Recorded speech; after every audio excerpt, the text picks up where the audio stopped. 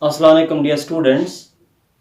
In the first video of our genetics and evolution playlist, we talked about the environmental sex determination. Now today we are going to talk about another method of sex determination, that is the non-allosomic sex determination. It is non-allosomic sex determination.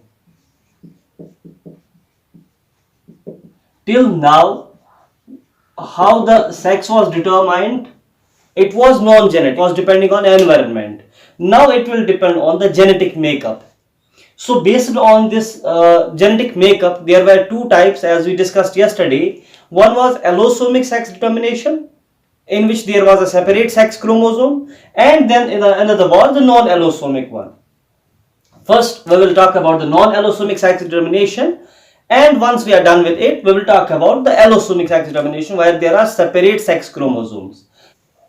Now basically what happens, there are two types of chromosomes generally in the higher organisms. One is called as autosome, okay, and another is called as allosome or sex chromosome. When there is a separate allosome X or Y, okay, for determining the sex of the offspring, such type of sex determination is allosomic. Now autosome is the chromosome which is designated for normal, I can say, traits and normal characteristics.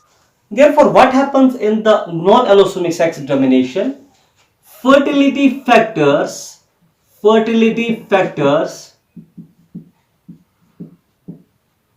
are present in autosomes. Autosomes are the normal chromosomes which are not designated sex chromosomes. Okay, these are normal chromosomes, as we have 22 pairs of the autosomes plus last pair, 23rd pair of sex chromosome. So 22 pairs are autosomes. They have general functions. So if these autosomes contain the particular, or I can say possess the genes which represent the maleness or femaleness, so such a sex determination is called as the non-allosomic sex determination. For example, we have an example of chlamydomonas. What happens in chlamydomonas? The male character, or to be very much specific, the genes of male character and the genes of female character are present on an autosome, right? So there is no separate sex chromosome, but on the normal chromosomes there may be the genes which represent the male character or female character. Example, chlamydomonas. Another example is of maize. Maize also does not have any sex chromosome, but the genes which represent the male inflorescence and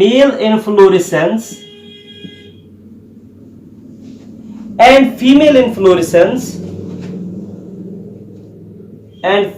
inflorescence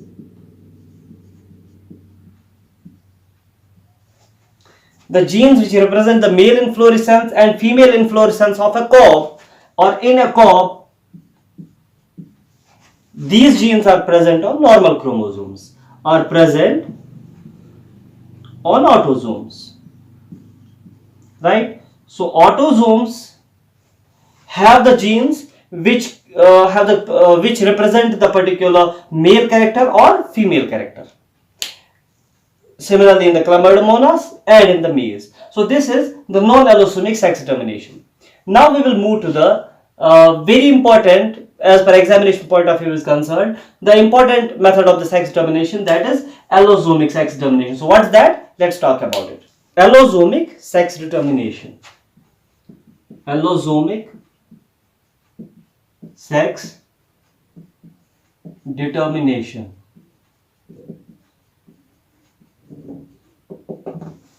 In allosomic sex determination, there is a separate chromosome for determining the gender or sex.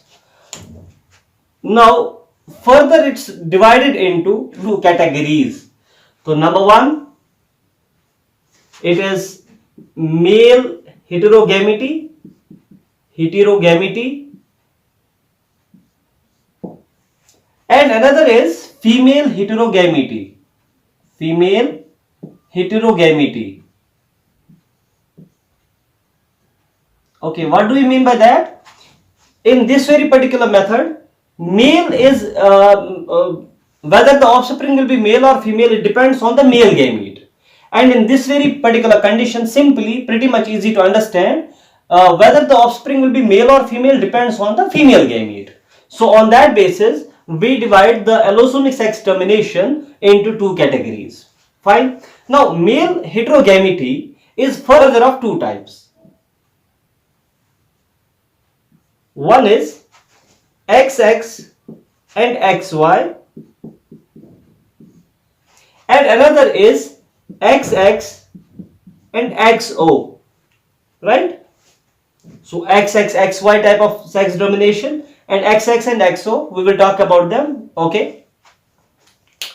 In XX and XY, since it is male heterogamety, that means male produces the different gametes. So what happens actually in these organisms where there is XX, XY type of sex determination? So what happens? Male has a genetic makeup where it has the normal set of autosomes. In human beings it is 22 pairs of autosomes plus one X and one Y. This is the sex chromosome set, right? So male has XY along with the autosome set. What about female?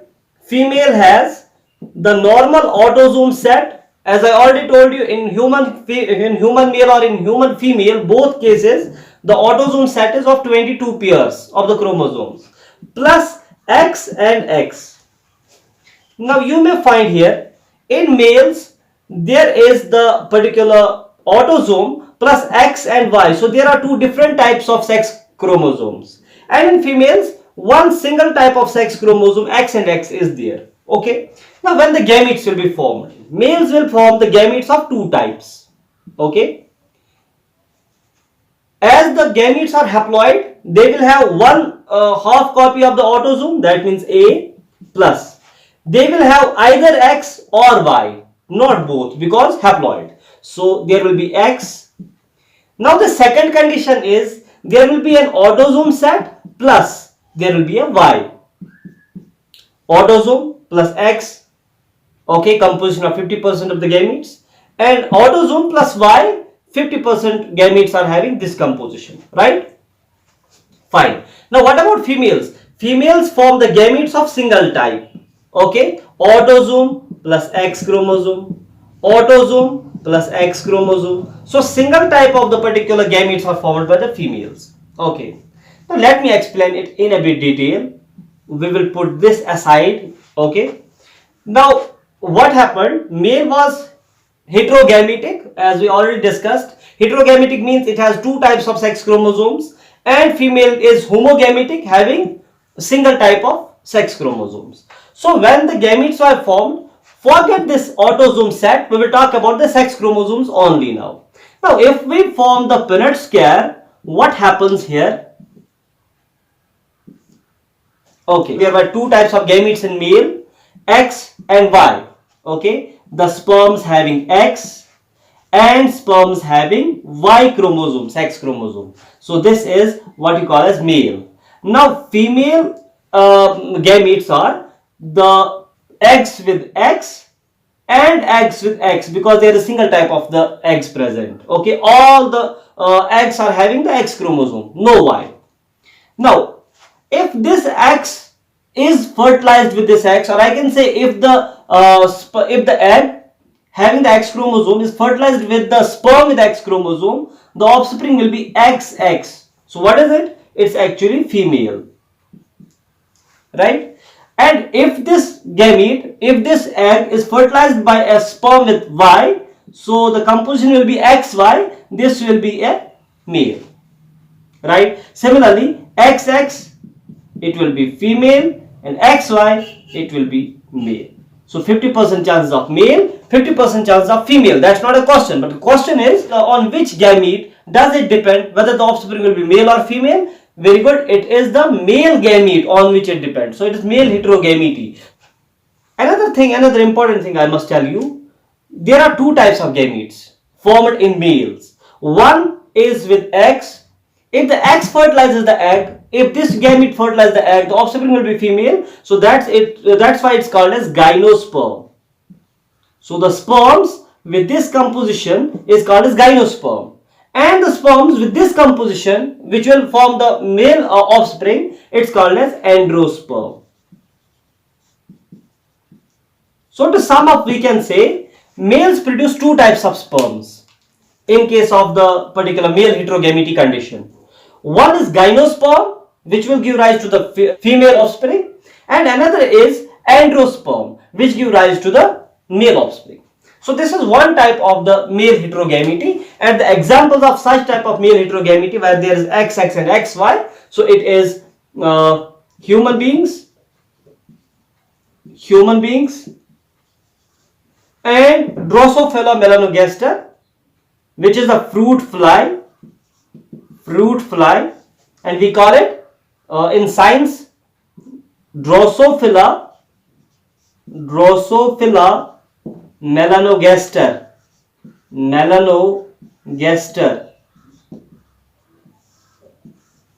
Fine. So this was XX and XY type. Now what is XXX0 type?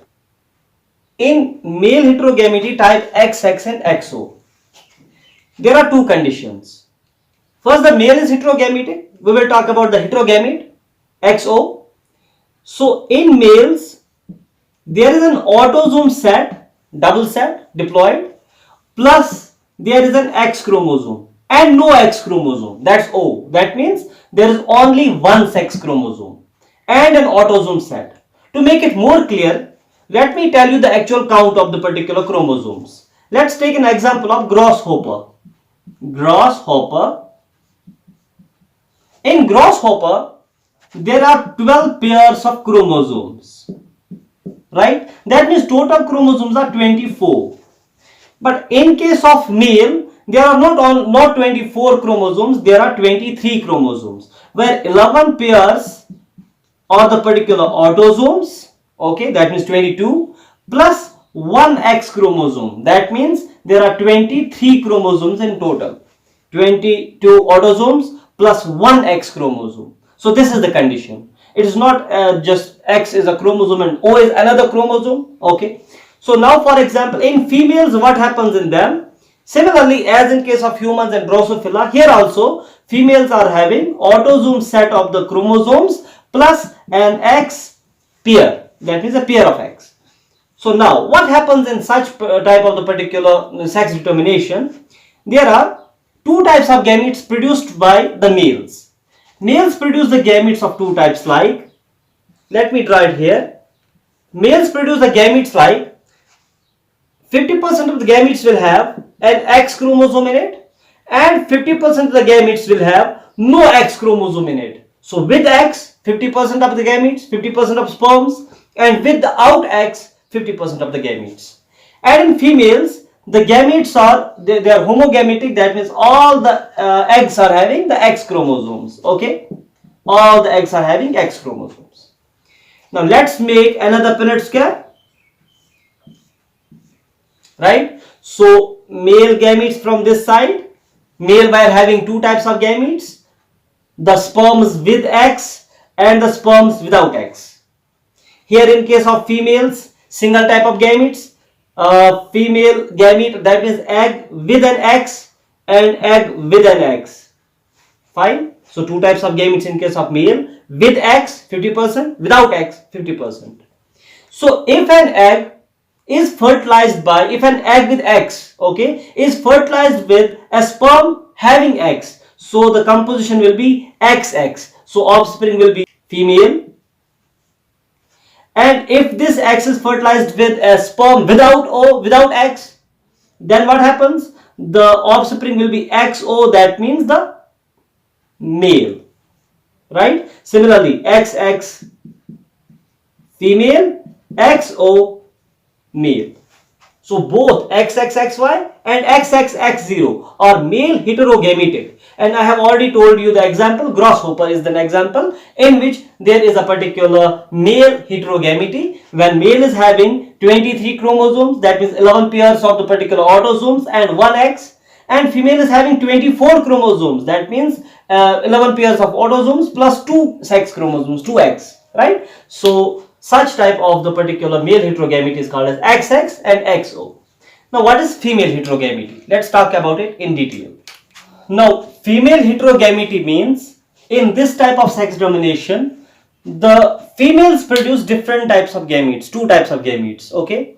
So just as in this case, males are forming the two gametes, two types of gametes, different types of gametes. Here the female is heterogametic. It is further classified into two types. One is ZW, ZZ, okay, and another is ZZ and ZO, right? ZW, ZZ and ZZ and ZO. Now for example, what happens in this very particular sex domination? In this type of sex domination, as I already told you, females are heterogametic. So let's discuss about females first. Females have the composition of chromosomes as an autosome double set plus a Z and a W, two sex chromosomes, Z and W. And what about the males? In males, there are an autosome set plus and double set of Z. Now for example, that means males are having the one type of the sex chromosome and females are having two. And females will produce the gametes as, forget the autosome set as we did earlier. Now what we will do, we will form the gametes on the basis of sex chromosomes only. 50% of the gametes formed by the female will be having Z chromosome as the sex chromosome, and 50% of the eggs will be having W as their sex chromosome. So W as their sex chromosome. So two types of gametes formed, one with Z, one with W. Now for example, males are homogametic. They form all the sperms with Z as the sex chromosome. Fine. Now if we draw a Punnett square, let me draw a Punnett square here. Okay, the male gametes will be formed in this way. Males are homogametic. All the gametes will be having Z as sex chromosome. And females, if we draw the female gametes here, the females are homogametic, heterogametic, and therefore there will be 50% of the eggs having Z and 50% of the gametes having W. If the Z, or I can say if the egg having the Z chromosome will be fertilized with the sperm having Z chromosome, all the sperms have Z chromosome, so the offspring will be ZZ. That means it will be a male, homogametic male. Now, if this very particular egg having Z will be fertilized with this sperm, then the composition also will be ZZ. That means the male. Now, if the W containing egg is fertilized with any of the sperms, then it will develop into a female. So WZ. So this will be a female and this will be a female. So what happens actually, whether an offspring will be male or female depends on the female gamete here. Okay, as there was a male gamete on which it depends, and here in the female heterogamety ZWZZ, it depends on the female gamete. For example, there are some birds which have this type of I can say sex determination. For example, or I can say some birds like fowls are there. Okay, fishes are there which have this type of sex determination. Reptiles are there which have this type of sex determination, but some of the reptiles, not all. Some of the birds, some of the reptiles. Okay, and some of the plants are having this type of sex determination. Fine. Now let's move to the ZZ and ZO type of sex determination. Now in ZZ and ZO, what happens? The females are heterogametic and females have the composition of the genetic composition of a double set of autosomes plus Z. Oh, that means they have a single Z. They don't have two sex chromosomes. They have only one sex chromosome. Fine. And males are having an autosome set plus ZZ. Fine. Now in females, two types of gametes will be formed. One of the gametes will be having Z and another 50% of the gametes will be having no Z. 50% of the eggs will be having autosome set plus Z chromosome, and 50% of the gametes, 50% of the eggs will be having an autosome but without a Z chromosome. Let's make another Punnett scale.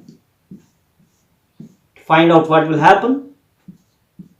Male gametes. Male gametes are homogametic, all having Z. Similarly, as we discussed in this case. So Z, Z. Female gamete, heterogametic. 50% of the eggs with Z, 50% of the eggs without Z. Now, let's cross them. Z, Z. So it will be a male. Z, Z. It will be a male. This Z, if this sperm fertilizes an egg without a Z chromosome, then it will be ZO, then it will be a male. Similarly here also ZO and female. That means whether an offspring will be male or female depends on the female gamete, and female is having only one Z chromosome, one sex chromosome and an autosome complete set. Here also, as in case of the XOXX, here also the number of chromosomes vary in male and female. Females have one chromosome less than that possessed by a male. Right? For example, such type of the sex domination is found in butterflies and moths.